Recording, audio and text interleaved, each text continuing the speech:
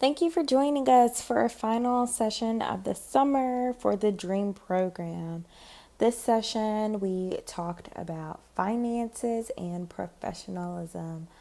Below, I have linked the Canva PowerPoint to establishing and creating a stellar resume brought to you by Miss Camille Yarbrough. I've also linked the nerdwallet.com article about starting your own financial plan. First speaking will be Miss Elwanda Allen, who is a financial consultant based out of Arlington, Texas. And then you will hear from me going over the article about financial planning. And then you will hear from Miss Pamela Woodruff, who is a financial aid advisor at Calhoun College. Learning to become successful in the professional world and how to manage your finances are two important values to have as an emerging adult because they definitely define the sustainability and the stableness of your life from your emerging adulthood all the way until your retirement age. And so it's important that you learn these things early in life and you learn from some people who've gone through some things so that you can avoid some of those mistakes we might have made and just have a greater knowledge of what credit is, and like what it looks like to take care of yourself and then maybe a family one day. So stay tuned and enjoy. Hello, you guys. My name is Elwanda Allen, and I'm the owner and founder of E.R.E.A. Consulting and Financial Services and E.R.E.A. Tax Solutions. I hope everyone is having a marvelous day. So I call this finance segment Reality After High School. As a child, we always say things such as, man, I cannot wait to be on my own. And then, boom, life hits, right? Then we become young adults. It is not the same as being a child because we have to grow into learning how to save and manage our finances and credit. So after high school and beginning adulthood, life begins to change when it comes to finances, such as managing money, budgeting, saving, and establishing and maintaining good credit. When it comes to money, it is important to know your needs from your wants. For example, we all need shoes to wear on our feet, correct? However, going out and obtaining the latest pair of Jordans is not a need. So it's important to know our needs from our wants. Saving is very important by spending less than what you earn. By learning how to save, it also provides room for the things that we may all want in life. If you come up and you're learning to spend every single dollar that comes into your hands, that's incorrect learning, and we'll never get ahead like that. So that is very important when you're stepping into adulthood and have to maintain your own finances and not your parents. So there are a few apps such as EveryDollar and Wally that actually help you to maintain and also save and budget. And you can find these two apps either on iPhone, on the Apple app, or your smartphone, Android app. The next topic, you guys, is very, very important, which is credit. I used to always hear things about credit and never really paid it any mind. And I also used to believe that paying for everything instead of using or trying to obtain and maintain good credit was the way to go. You guys, credit is everything. Cash is not king at all. The biggest mistakes that teens make after high school and going into college is getting or applying for credit cards and maxing them out, which will in turn hurt your credit scores. Building a high credit score saves you not only money, but also interest as well on such as things as when you decide to get a home loan down the line, or you may be trying to purchase your first vehicle. These things are very important. Your credit score, however, is made into different categories. We have payment history, which is 35% of your credit score. Your accounts, which is another 30%. Those are the two major ones to look out for. How long you've been establishing credit. That's what lenders use. That's what lenders go by. That's another 15% of your credit score. And then we have your inquiries. Another 10% of the score. So that means simply do not go off, applying for different credit cards and different loans and different things of a sort, because it actually hinders you more than it hurts you. The most important factor is on-time payments, which means when you have or establishing credit, it's important to pay your bills on time, because us as lenders, we tend to look at how you manage your finances. How do you pay your bills?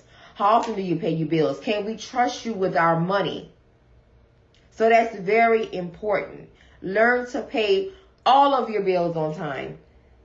Electricity bill, if you go out and get a place to stay, your car note, if you get a new car, insurance, every bill that you may obtain, learn to make your payments on time, you guys.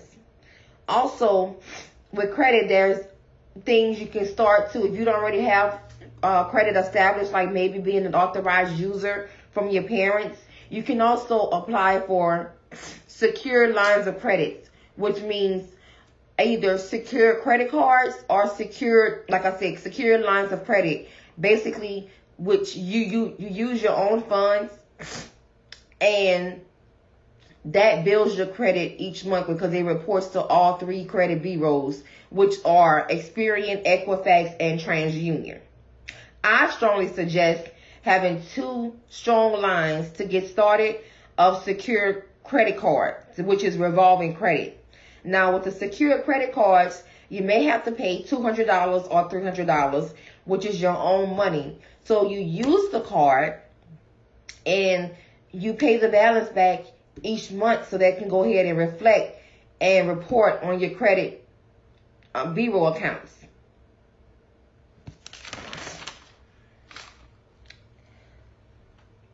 Which in turn also increases your credit score.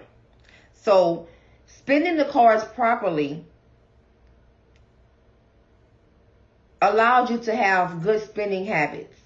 And lenders, such as myself, we look at those things when trying to guarantee, approvals for home loans, or, you get a card, or even trying to get a unsecured credit card, which is, basically the bank's money or the credit union's money or the other creditor's money that you pay on each month whenever you use the card. These factors are very, very important. So the tips I have for you today is to spend less than what you earn. Learn to budget your money and all of your expenses, guys.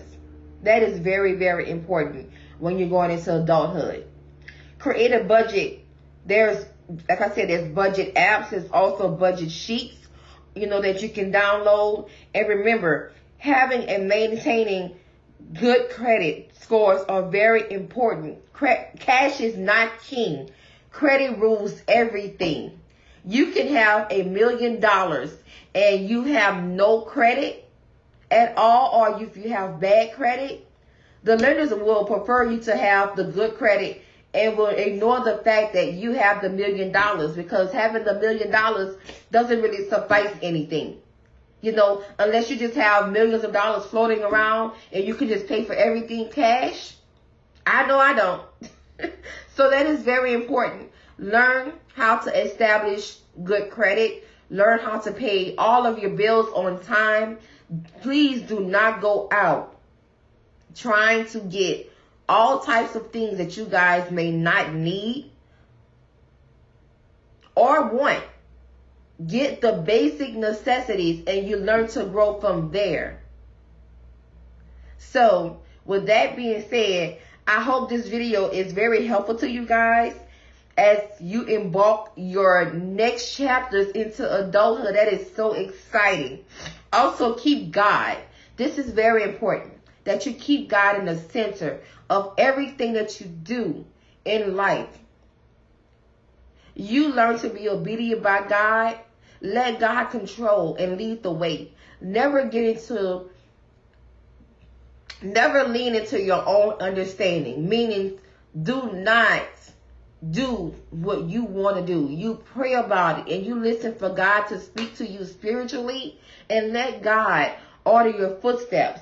When you do this, God will let everything else in life that is for you follow. If it is not for you, God will go ahead and block it. So learn what is important to you. Learn it, that what is for you, and the things that God may not want you to have. Going into adulthood, we are not, let me repeat this, we were not created and born to be here on this earth and in this life to struggle. God did not put us here to struggle. So as you become into, in a young adult and you come into adulthood, learn the importance of finances and credit to put yourself in a position or a better position to where you don't have to struggle in life. You guys, God loves us so much. He did not create us as beautifully and wonderfully made to struggle in life. So just keep that in mind. Keep your focus, have your faith, and know that to keep God in the center, everything else in life will follow. And I'm pretty sure you guys are going to do amazing. You guys are going to have great lives. And I hope this video really, really, truly touches and helps someone today. You guys have an amazing, prosperous, blessed, and abundant, happy Saturday and a marvelous weekend. I love you guys. Be blessed and stay blessed. A financial plan creates a roadmap for your money and helps you achieve your goals.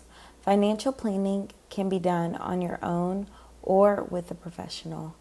So with this website, it goes over 7 steps of how you can begin.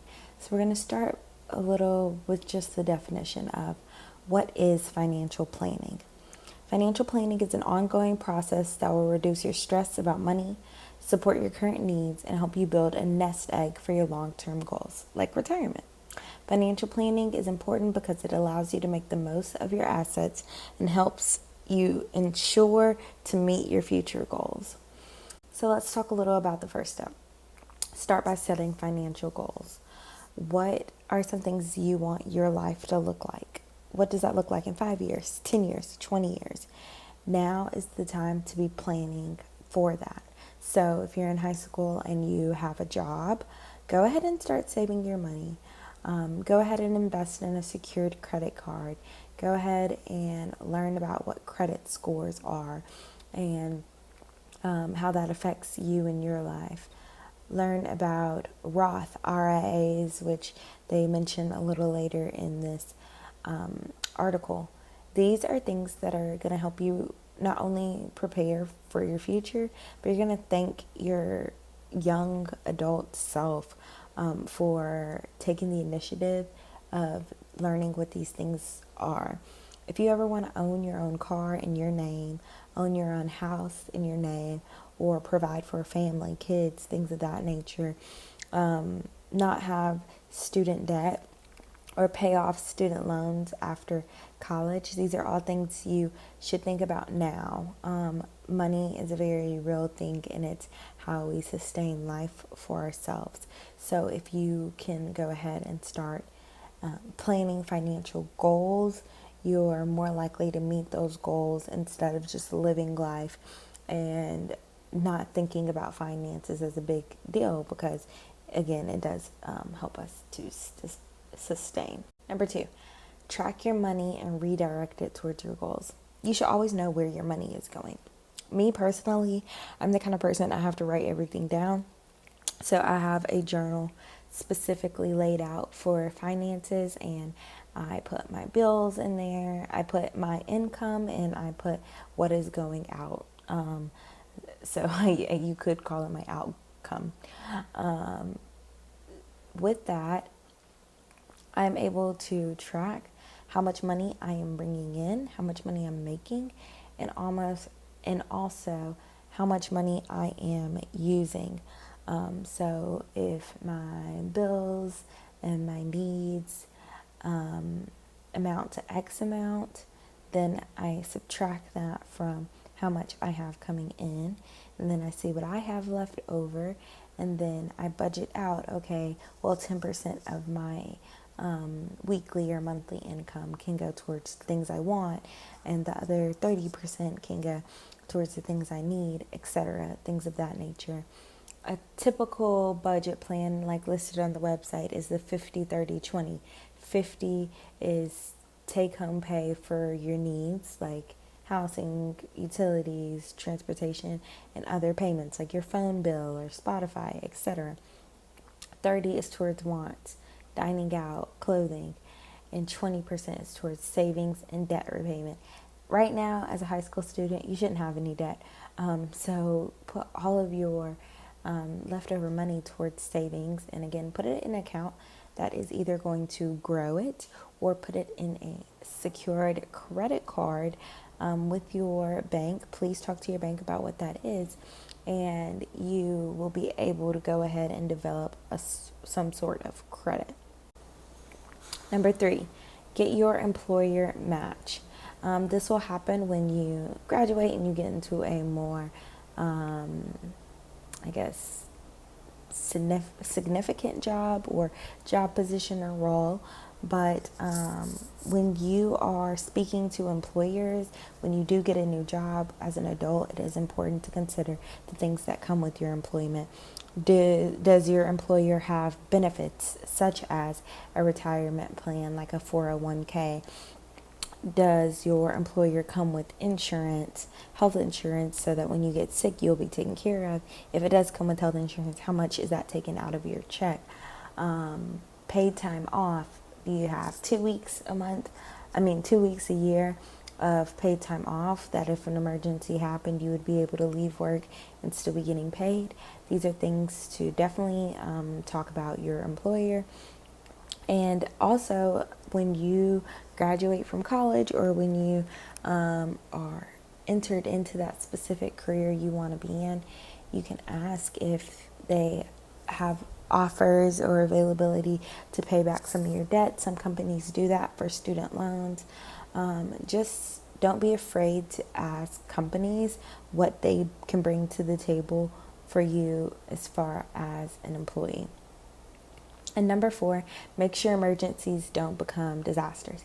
If you already work on saving, when something does come up, because life happens, if an emergency comes up and you've saved $1,000 or $2,000 and your emergency is $500, then okay, boom, you're covered, you can take care of it. But if you've only saved $50, an emergency comes up and you need $500, you're going to be in the hole, you're going to be asking people for money, and you're probably going to be stressed out mentally and financially trying to figure out the situation. So you can start small and save $300, $500 to cover small emergencies and repairs. And then your next goal could be like 1,000 or 2,000.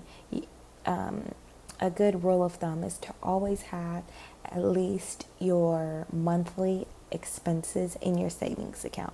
So, for example, if your monthly expenses equate to $952, you should always have at least $952 in your savings account, so that if you lose your job or something comes up, you're still able to pay your bills for that month until you can figure out your next steps for the next month.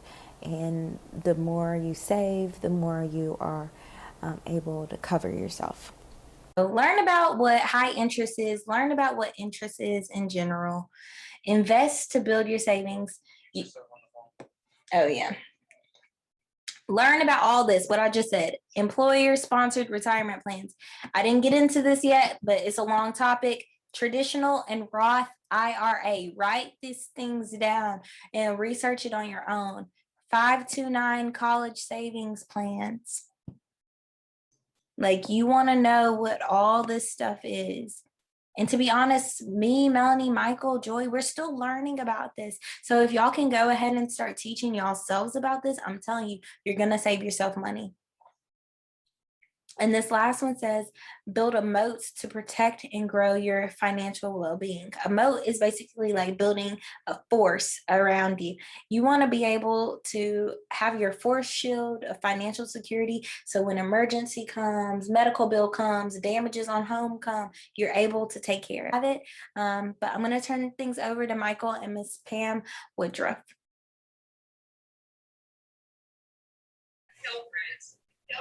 When you fill out your capsules, you're going to get to the month. Then you can see how much financial aid you may qualify. This particular screen, you must demonstrate financial aid. You do have to be a U.S. citizen or an eligible non-citizen, which is also known as a permanent resident. If you don't have a valid social security number, you can't qualify to get help. Run into that one. Your parents don't have to be a citizen, but you just for financial aid, and you can do that on the FAFSA application as well, or you can just go to the website to do that. SSS. You must have a high school diploma or GED. And I've added this one in the screen because I think it's important. You must maintain what's called satisfactory academic progress, also known as SAP. Using a lot of acronyms in the financial aid. SAP is basically saying, keep your grades up. Don't withdraw from a lot of classes. Those are the things that can affect your SAP progress, which can cause you to lose your financial aid. So you'll want to keep that in mind. Okay, next. We'll look at these topics today. When we're looking at financial aid, you're going to talk about Pell Grants, scholarships, student loans, and work study. And in reference to the lady who just did the presentations, and we have Alan, your personal savings, don't underestimate the power of your savings. And I was so glad you guys had that presentation. Don't underestimate the power of your personal savings. And she also mentioned the 529C plans, which are just savings plans. Like, your parents may take out a savings plan when your kids are born, and they're paying into that and keeping that up so that when you graduate from high school, they can use that money for college. Essentially, it is what it is, but you can do your research and find out more about those. Okay, next. Pell Grants. Pell Grants are the free money. When you do your FAFSA, you may qualify for Pell Grants, meaning you don't have to pay this one back. Not everyone will qualify for Pell Grants. You do have to demonstrate a need, an unmet need or an exceptional need to get Pell Grants. The current maximum for the 21-22 academic year for students coming in is $6,495.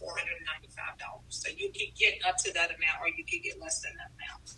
Let's say you do get that amount for the 21-22 academic year, then that is split in half.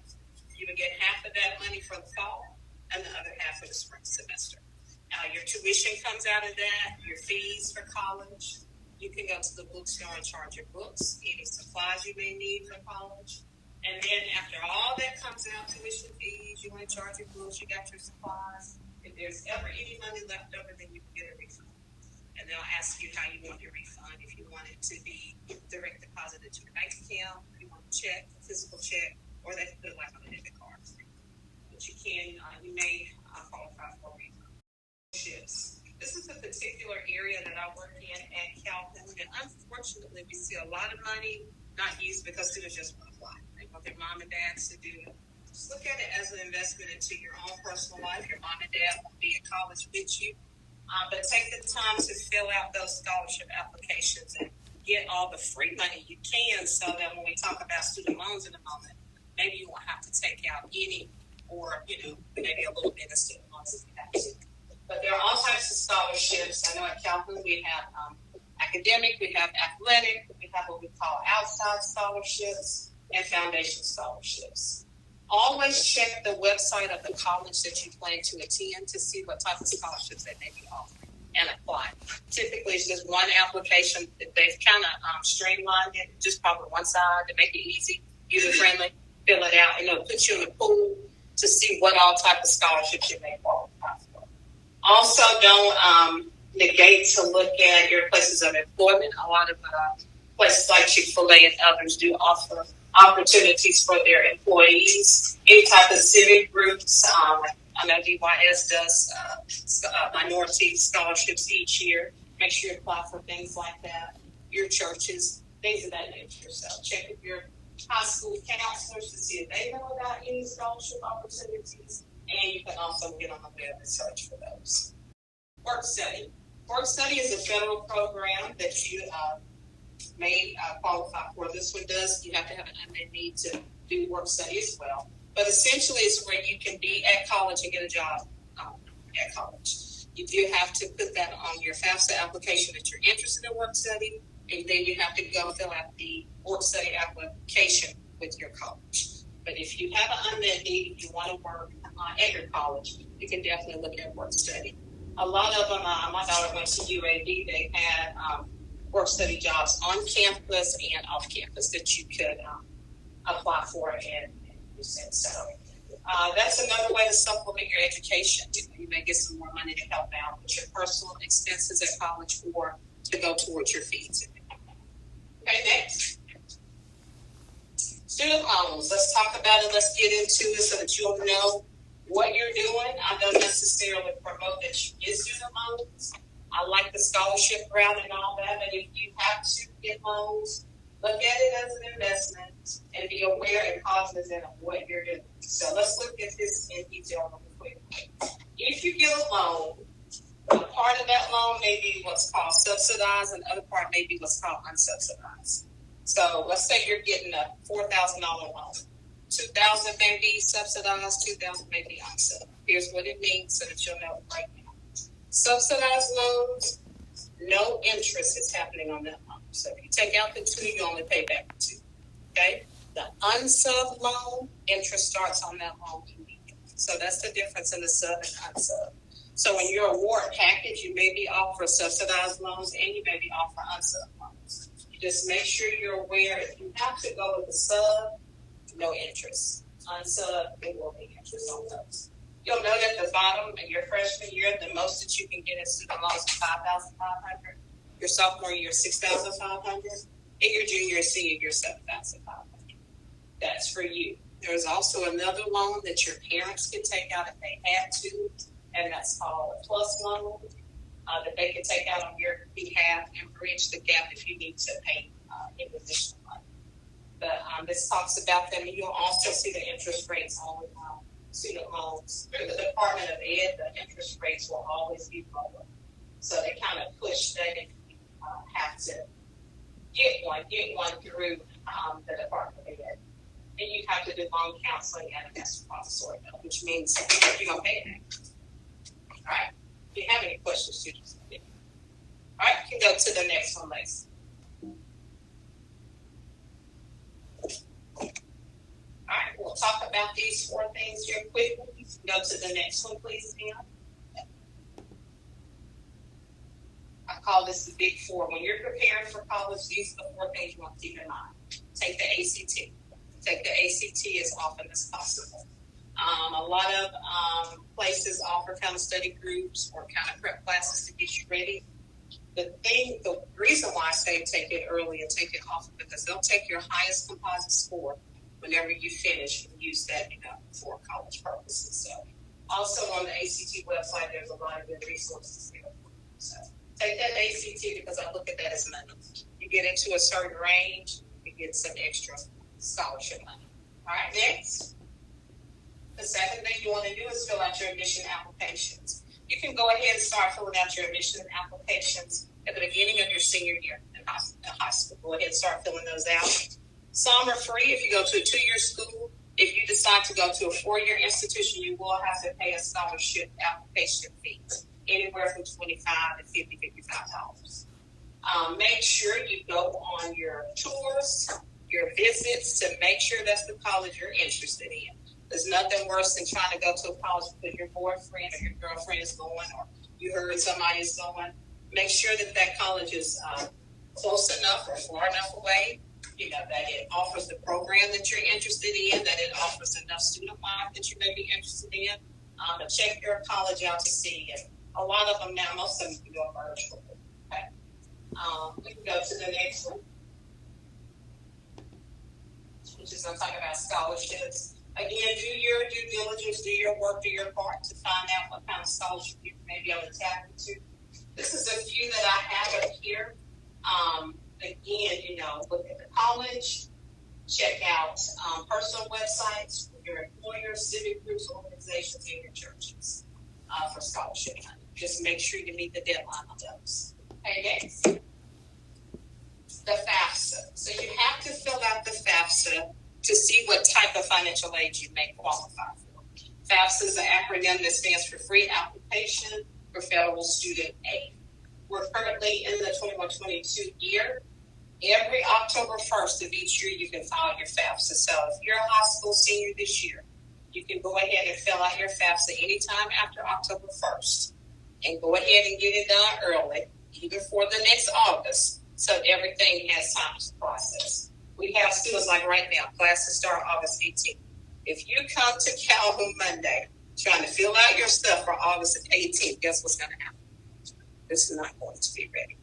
You have to be proactive and get this done early because it takes a process. It's a whole lot of dots you have to connect to get it done. Yes, ma'am. I was going to say also something like at UNA that stresses too is get it done immediately. Because if you wait, like you're trying to fill out now, a lot of the money will be gone, right? It won't be gone, but you'll want to go ahead and get it early because you might tap into some extra state funding and federal funding that may be available. It'll still be there, but the earlier the better. So I still agree with you to be proactive and to get that done. Don't at least 2 or 3 months before classes start. People now, it won't be ready. And they look at us like we're crazy, like, it's just the 2nd. It ain't going to be ready the 18th. No. It's a whole lot of processing that has to be done. So make sure you get it done early. It is free. There are some websites out there that will charge you. You do have to file your FAFSA each year. All guys have to, again, register for select services. If you have a military family, check and see if you got any benefits there from your military. Their privileges there, being in the military. And again, it's free. All right? You'll have to have tax information, all income documents to the FAFSA.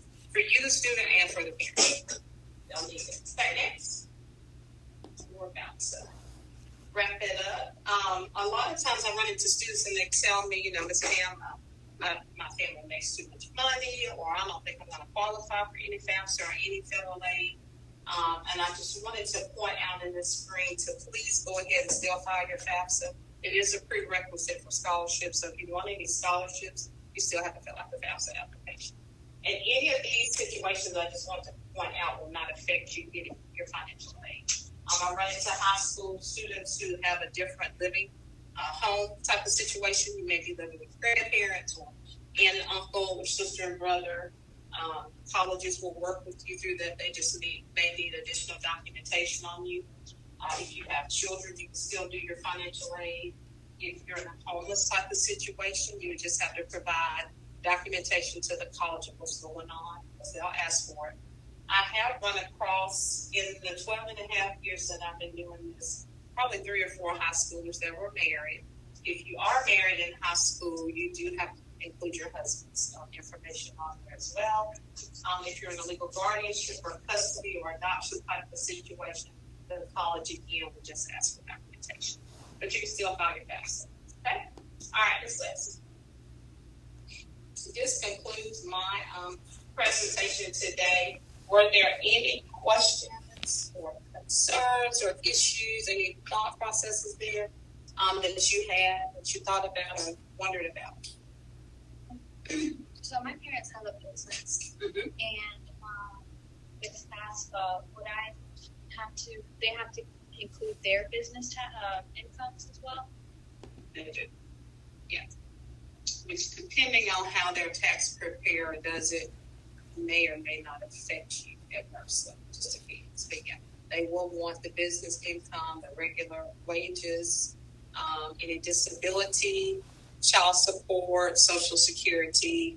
They'll want all that type of documentation. So that's a good question. They will. Yeah. Yours and your parents. And it all in to see what you may qualify for. All right, I have my cards. If you need anything, and Miss Lexi, they know how to get in touch with me. So